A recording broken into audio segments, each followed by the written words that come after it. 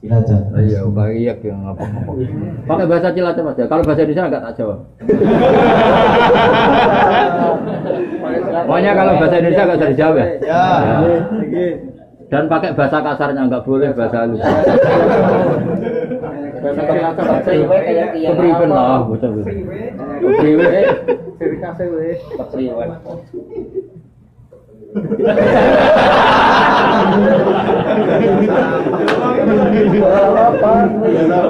Biasa apa itu? Kalau nggak apa-apa saya jawab.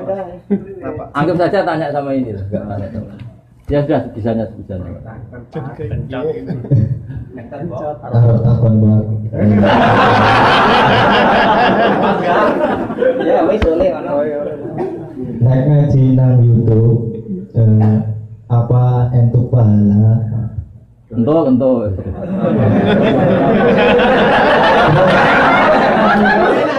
Apa sanatnya bisa nyambung? Bisa. Sanat itu gini loh ya. Saya sering dapat pertanyaan sama dari Cilacap. Siapa namanya? Gunawan. Oh bagus. Gunawan tuh manusia ada gunanya. Iya kan? Orang kaya jutawan kan gitu.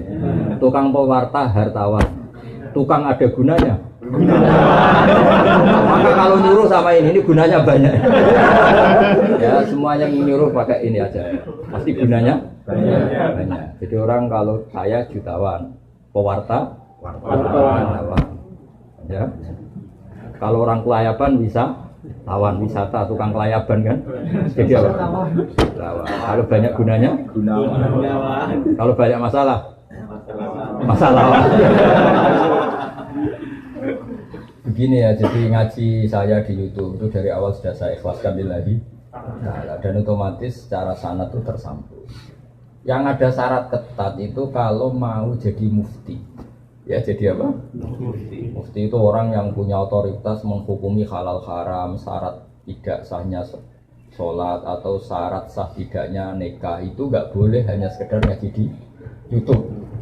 Tapi kalau syarat ingin tahu kebaikan sudah cukup. Karena kebaikan itu ma'ruf, mudah dikenal oleh Jadi kalau syarat-syarat yang ketat harus ketemu gurunya, ngaji lama, terus akhlaknya harus baik, hafal Quran, hafal hadis, itu syarat untuk mufti, ya Pak? Mufti itu begini loh, fatwa sesuatu yang jelimet itu namanya mufti. Kalau sampean kan nggak perlu seperti itu. Makanya dengar ngaji saya yang bisa dilakukan, yang nggak ditunda itu sudah selesai. Dan potongannya ya nunda semua. Misalnya saya ngaji, wajib gak orang nyaur utang? Ayo jawab. Wajib. Tahu toh? Ditunda apa langsung? Tunda. Ketika kangen keluarga wajib gak terus ingin pulang atau ngirimin? Tapi ketika ada tadi kantor cabang gitu pikirannya mulai macam-macam. Nah, kenapa kalau mufti syaratnya ketat? Karena mufti itu akan menimbang hukum yang kayak iya kayak tidak. Itu harus orang alim, nggak boleh hanya lewat YouTube. Saya beri contoh ya Mas Gunawan ya, kayak iya kayak tidak. Misalnya gini, saya beri contoh. Kerja di Korea itu baik apa enggak? Kalau melihat sisi jauh dari keluarga agak baik. Tapi apa artinya deket tapi enek? Enek itu raine ketok terus rezekine ora tau ketok. Itu namanya enek. Jauh tapi gak enek karena veselnya kirimannya banyak. Lancar. Nah kalau istri kamu rata-rata nelpon kangen orangnya apa kangen kiriman? Kiriman. Nah itu kan terus ketika ada orang tanya baik mana merantau sama di rumah itu pas itu cuma itu hukum sosial, tapi seorang mufti pasti gampang kayak iya kayak tidak. Nah itu butuh orang alim yang ngajinya tenanan. Tapi kalau hukumnya suami istri sebaiknya apa ya rukun, itu kan nggak perlu mufti, pasti iya gitu apa? Pasti ya. Jadi saya jawab ya, jadi kalau ngaji lewat YouTube itu sudah sah. Cuma tetap saja nggak sah kalau sebagai mufti. Mufti itu menentukan hukum halal haram. Misalnya kamu marung di warung Korea yang terkenal misalnya masak babi, tapi yang kamu makan bener-bener telur atau ayam, hukumnya gimana? Mesti mufti itu mikir. Kalau melihat ayamnya halal, tapi paling digoreng di wajan yang sama, diletakkan di piring yang sama, dan mereka nyuci piring pasti tidak dengan cara Kalau melihat gitu kayaknya tidak halal ya. Tapi kalau melihat bisa saja, meskipun bisa saja pas jatah saya piringnya baru. Tapi meskipun kemungkinan itu entah. Tapi ya buat senam otak yang nggak mungkin dianggap mungkin saja. Tapi ini ya itu mufti. Misalnya sholat pesawat hukumnya gimana? Kalau melihat waktu sholat ya harus sholat. Tapi melihat kalau kamu sesuci misalnya, sesuci di pesawat itu wudunya kira-kira sempurna enggak? Buatan kan? Kalau sempurna dimarahin awak kabin. Setelah wudu tidak sempurna kira-kira tetap wajib sholat apa enggak? Mesti jawaban pertama wajib. Lalu sholat ini namanya apa? Sholat dihormatin waktu, hanya menghormati waktu. Tapi nanti setelah di kos-kosan atau di Korea harus dikodoi. Tapi ketika wajib ngodoi melihat wajah-wajah gini, wah sholat aja sudah untung-untungan, disuruh wajib kodok. Muftinya ngeper lagi. Kena wajah-wajah kayak sampean tuh semua mufti pasti ngeper. Ini sholat fardu aja abot, apalagi disuruh kodok. Hanya kalau ditanya hukumnya gimana Gus? Wajib sholat, wajib ngulang enggak? Kamu enggak. Terus ada lagi orang tanya saya, ini orang nggak pernah sholat sampai 10 tahun. Setelah tobat tanya, saya wajib kodok nggak? Tak lihat wajahnya itu kalau diwajibkan langsung nggak sholat.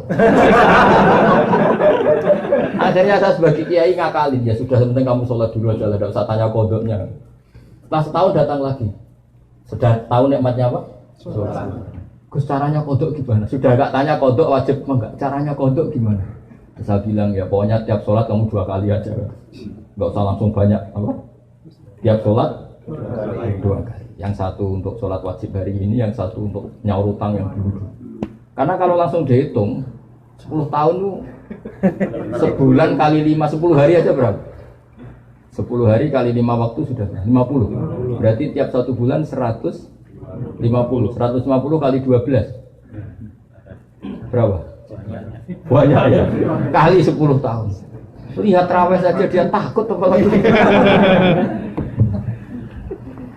Nah, wajibnya kodok itu sesuatu yang mudah dikenali. Tapi ngitung loyalitas orang pada agama. Rai-rai gini, rai-rai tobat musiman gini.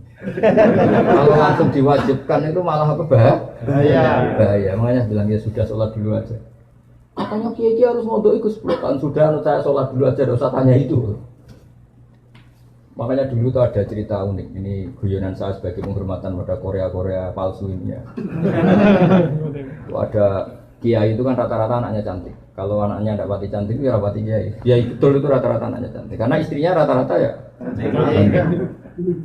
Kalau kiai istrinya jelek ya agak musibah. Tapi bisa bikin kantor cabang kan? Ini provokator itu. Apa pengesahan apa ya? Pakai kartu apa? Enggak, kantornya itu. Dia mengistilahkan istri kedua itu. Singkat cerita itu anaknya itu cantik. Ya dulu itu enggak ada akses ke dalam kecuali harus jualan apa? Air. Jadi ada orang santri itu agak nakal dia. Ingin tahu ningnya kalau dalam bahasa pondok itu ning. Taman karena saya yakin semua yang ngaji saya di sini itu masih ada sisa-sisa santri. Karena orang Indonesia hebatnya gitu, kecilnya mesti dolanan di musola, nguyoyo di musola, ya kan, baiknya orang Indonesia kan, iya kan, karena rata-rata kita pas kecil itu kan nyonsewu miskin, yang ada jeding itu di musola. Sekarang keluarnya tamer-tamer di Indonesia ke saya gitu, semenjak masjid bagus, kamar mandinya bagus. Kadang orang mau ke masjid itu bukan karena ingin jamaah, kudu ngising di rumah lari ke masjid. Ya kan sekarang banyak enggak? Banyak karena kamar mandi masjid lebih bagus. Yang parah kalau mau tidur Kang Ali, di rumah enggak ada AC, enggak ada kipas angin. Kalau ngantuk ke masjid. Kipasnya dinyalin. Di daerah kamu ya gitu. Di sini ya. Di kos-kosan nggak ada kipas, di sini masjid ada. Ada sih, malah sih di sini. Itu mau itikaf kok mau nikmati hidup. Nikmati hidup. Ya alhamdulillah kok Allah nggak apa-apa lah. Dekat masjid sudah baik. Meskipun niatnya tidak baik, semoga tetap apa? Baik. Singkat cerita dia itu pura-pura jualan apa? Air. Kiainya senengnya gini. Ben baru kayak anakku disenengi, banyu murah soalnya. Kiainya wali, jadi tahu kelakuan tadi santrinya tadi. Di Barno, biarin dapat air murah, loyal kan. Lama-lama dibilang gini sama kiai. Kamu senang sama anak saya? Iya Pak ya. Syaratnya kamu harus jamaah di depan 40 hari. Kalau itu selesai, nanti kesini tak nikahkan sama putri saya. Oh semuanya bukan main. Dia jamaah terus di depan. Ini di Masjid Haram, cerita ini di Mekah. Nggak di Seragen, nggak di Solo. Jadi ini cerita kelas internasional, bukan kelas apa? Setelah itu sholat, semangat dia. Syaratnya 40 hari di soft awal. Ya imamnya tentu imam Masjid Haram, nggak masuk imam nggak ini. Kalau di sini nggak jadi wali 40 hari belum jadi wali. Ini di Masjid Haram yang satu sholat sama dengan 1000 sholat. Ya 1000 rakaat. Kalau sholat di sini satu sholat kan benar-benar satu. Kalau di sana lipatannya kan berapa? 10.000. Ada yang bilang pokoknya ribuan, ratusan ribu, terserah ngitungnya sampai 40 hari. Hari ke-40 selesai sama kiainya digandeng santri. Ayo nak pulang ke rumah saya. Tak kawinkan sama anak saya sesuai perjanjian. Itu santrinya marah-marah. Pak Kiai, minyak uang. Sholat diterima dijoli anak jenengan. Enggak bisa. Ternyata dia hari kedua, ketiga sudah ikhlas. Tidak karena cewek tadi, tidak karena putrinya kita tadi. Ayo nak pulang saya nikahkan sama anak saya karena sudah 40 hari. Pak Yai, kamu menghina saya. Masa sholat nikmatnya seperti itu hanya hasilnya dapat putri jenengan? Enggak bisa. Sholat saya itu balasannya surga. Enggak bisa. Enggak mau saya. Dari sholat untuk dapat cewek menjadi sholat nikmati kebenaran. Makanya kalau kamu ingin kaya tak suruh sholat hati. Nanti kalau sudah sering sholat nikmatnya sujud, nikmatnya muasalah sama Allah, terus mulai berubah doa. Apa penting kaya apa enggak? Kalau kok masih ingin kaya terus berarti sholatnya masalah. Akhirnya nggak mau malah dikawinkan. Akhirnya kiainya yang merayu-merayu dia. Sudahlah tetap jadi mantu saya karena kiainya kesemsem ingin punya mantu ikhlas. Sekarang gantikan kiainya yang mati-matian ngerayu supaya dia mau jadi menantunya. Karena ingin punya menantu ikhlas. Bisa dibuktikan ya. Mau nyoba itu. Mekah dulu. Nah, contohnya ada harus Mekah. Misalnya Anda ingin kaya, dijazahi, disuruh sholat saja. Lama-lama nanti Anda akan muhasabah, mengkoreksi doa Anda. Betul enggak, betul enggak. Nah, Anda suka cewek, mati-matian, cinta mati. Setelah kamu sholat, nanti mesti ada alamat. Ternyata mimpi gambarnya angin topan. Saya pernah punya teman, sholat istikharah. Gambarnya itu angin topan. Ya macam-macam. Ya itu jadi itu artinya wasta'inu bisabri apa? Karena kita tidak pernah tahu yang maslahat untuk kita itu ke depan itu apa, kita tidak pernah. Makanya semuanya kita serahkan pada Allah Subhanahu. Ya, mungkin sampean kalau hidup di Jawa karena tetangga roh kiai kadang rapati senang. Karena kadang jenenge gawan tonggo, tapi gara-gara di Korea melihat Islam gak hidup malah sampean jadi kiai. Kalau di rumah jadi kiai RT saja nggak ngangkat ya. Tapi kalau di sini langsung kiai internasional. Iya, kalau kiai di Indonesia namanya kiai lokal, kalau sudah di sini Roisab. Jadi itulah hikmah yang dikersaan Allah Subhanahu wa Ta'ala. Makanya berharap semoga keberadaan Anda di sini benar-benar ikut menyebarkan sujud, tauhid, tasbih di dunia. Ya sudah ya, cukup ini.